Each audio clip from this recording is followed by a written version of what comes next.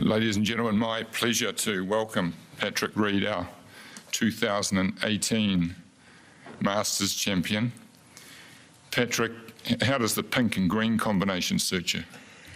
It works. You know, I mean, with Nike kind of on that storyline of having, you know, the azalea colors towards the end of the week, you know, it seemed great out there. And, you know, just kind of one of those things that going out and playing on such great green grass and having all those beautiful flowers and azaleas around, you know, it seemed fitting. And to be able to go out and play a steady round and, you know, and just, you know, didn't get really too high or too low, it was definitely harder than I thought it was going to be.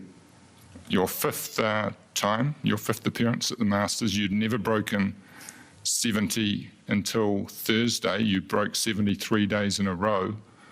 What was different this year? I think the biggest thing was just, of course, I felt like the game was in a little better shape coming in, but you know, just the experiences from in the past. I knew the golf course a little better. I had a little bit more experience around the course this year coming in, and you know, really my mindset going in was, you know, stick to my game plan, play golf, and you know, I stuck to my game plan all week, even today. I didn't stray from it at all throughout the entire day, and you know, it's something that I needed to learn, especially at a place like this, how important it is to, you know, stick to what I believe and how I feel like I need to play the golf course. And you know, with it, it gave me the reward of winning my first green jacket. No, congratulations.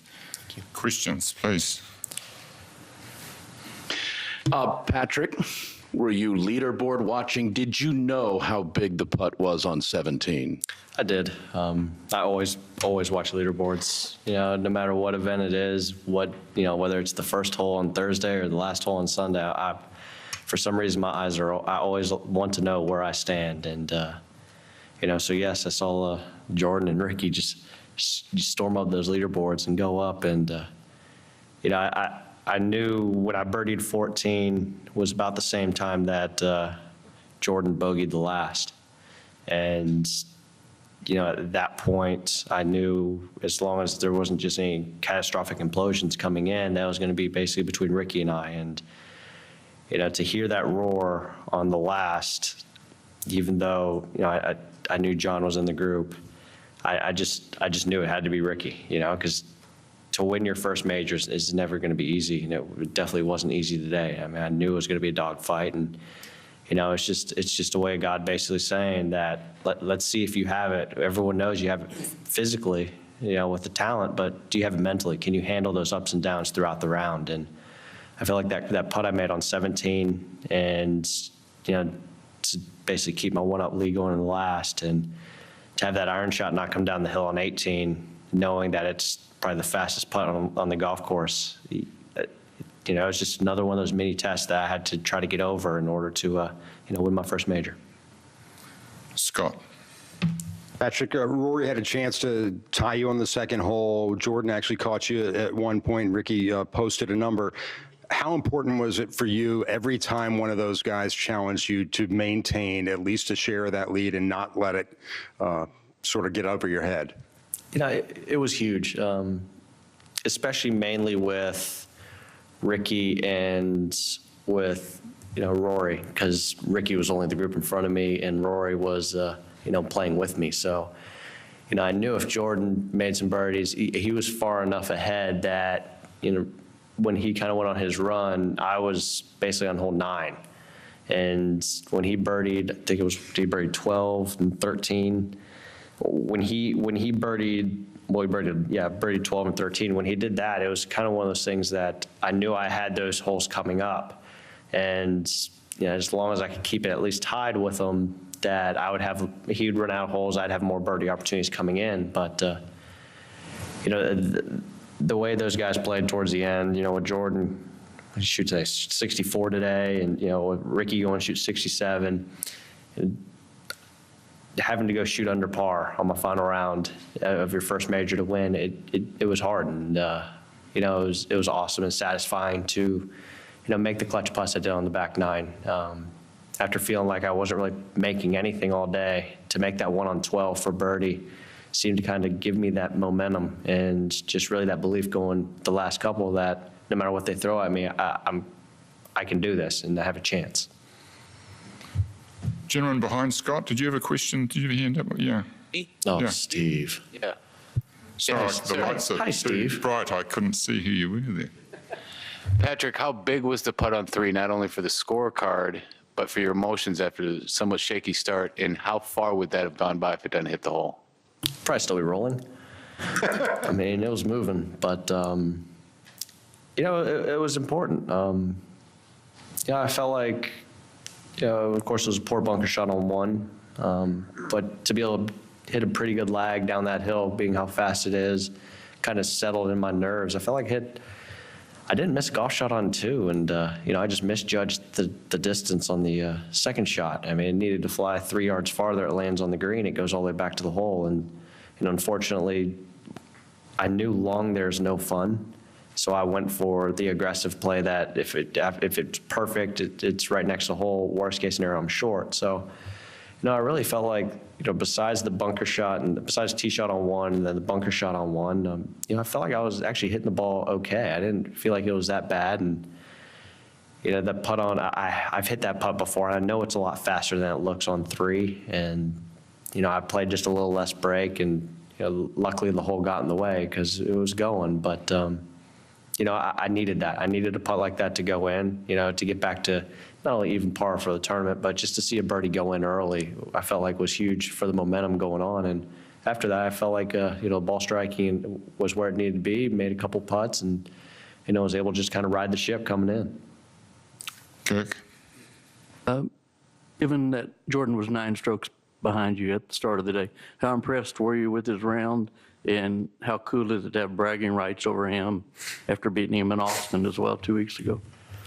Well, I mean, Austin's Austin, but, at the same time, we both have green jacket. And, I knew somebody was going to make a run at me, from besides the last 2 or 3 groups. I knew someone else was going to go post a number early. And did I think they were going to post that type of number? No.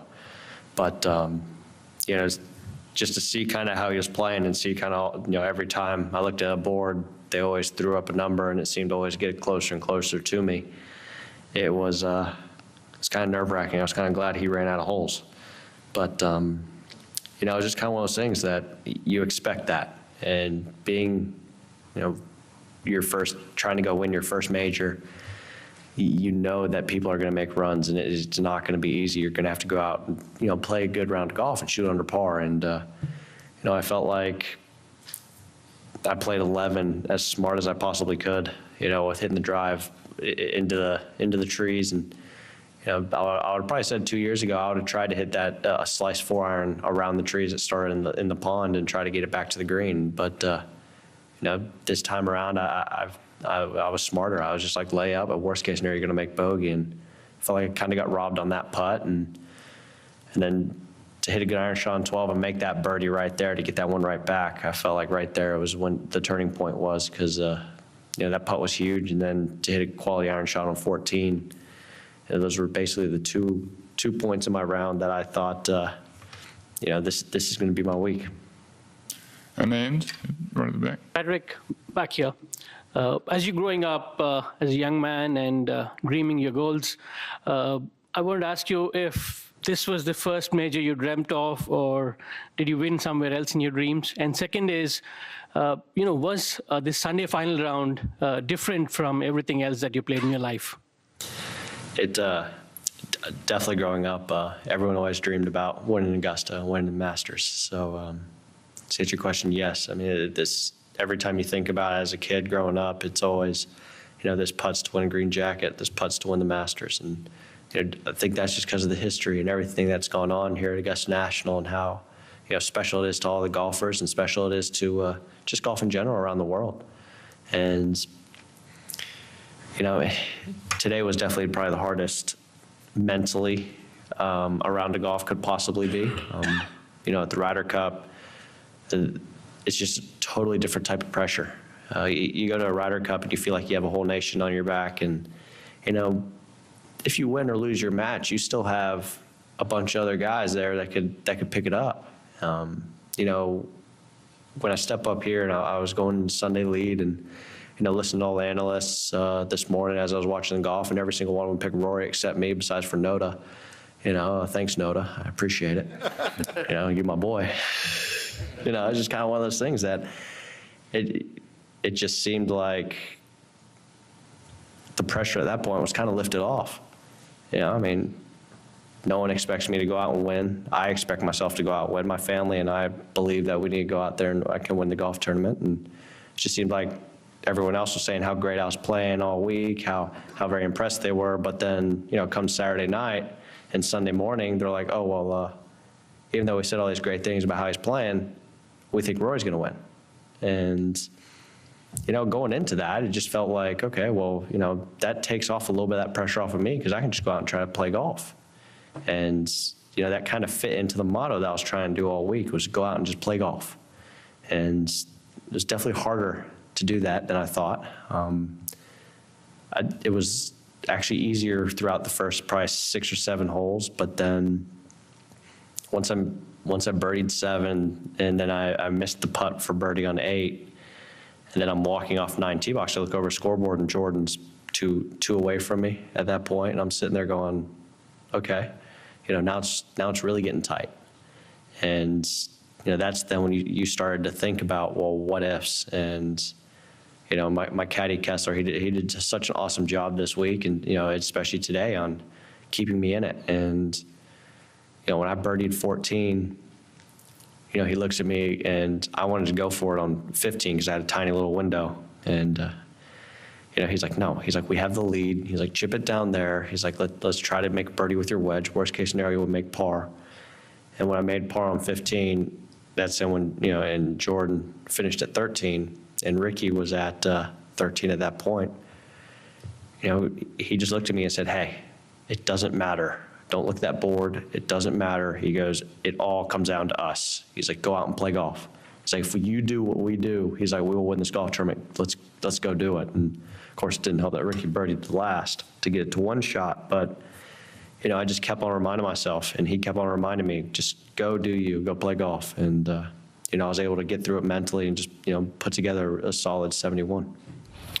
Good enough to win. We know what Patrick Reed was doing before his round. He was watching live from where only I Noda. believe you guys didn't pick him. Only, you're exempt because you were on the telecast. Yeah, so only Noda Begay said that Patrick Reed would get the job done. So the floor is yours, gentlemen. A writer by the name of Tom McAllister wrote for the Atlanta Journal-Constitution in 1986, said that Jack Nicklaus was washed up and Jack used it as the impetus to bring out the victory. It turns out maybe we had a little role in Patrick Reed winning. But the reason none of us, I mean, I would imagine, is that when someone is for the first time dealing with a 54-hole lead, and I say this with due respect, outside of the PGA and the Open Championship, because extreme weather conditions, extreme heat, and soft conditions sort of grease the wheels of unpredictability.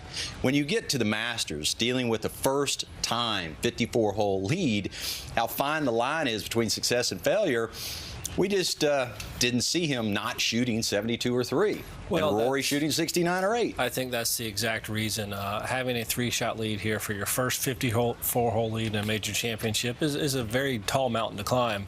But you got to give him credit. I think he is deeper, tougher, stronger than we ever imagined. We knew he was a bulldog. We knew he was tough and gritty and had utter belief in himself. But he showed and proved a lot of people wrong today that he's even tougher than we imagined. He's tougher than we've seen at the Ryder Cup. He's got a lot in him. The ability to take things in his stride. When you listen to his press conference, he was so aware of everything on the golf course. Didn't look away from anything, whether it's what people said about him. You know, we referenced the Ryder Cup in the early days, and I think that's important because that's how sometimes when you come from an area of popularity, you would think differently. Now, we know really over the last 3 or 4 years, he's always let his clubs do the talking, and today there was never a louder moment. He basically redesigned the discussion. Nice, Frank. Yeah. For good reason, yeah. To quote our old friend Glenn Sheely, golf writer from the Atlanta Journal-Constitution, he's tougher than a Waffle House pork chop, and that's plenty tough. And he's been tough for a long time, going back to his college college days right here at Augusta University. Back-to-back NCAA titles, was unbeaten in match play, beat the likes of Harris English and Peter Uihlein, beat Spieth in a playoff for his first of now 6 tour wins. How about the Ryder Cup? He's 6-1-2. And been a member of 2 winning President's Cup teams, so he's a fixture for the USA going forward. Also represented the red, white, and blue in Rio at the Olympic Games, and now, best of all, he is a Masters champion. Among the quotes from inside the press building, he said, "No matter what they throw at me, I can do this." And Ricky Fowler and company, they threw everything they had at Patrick Reed. Wasn't quite enough, but what a run by Ricky. More on him in a moment.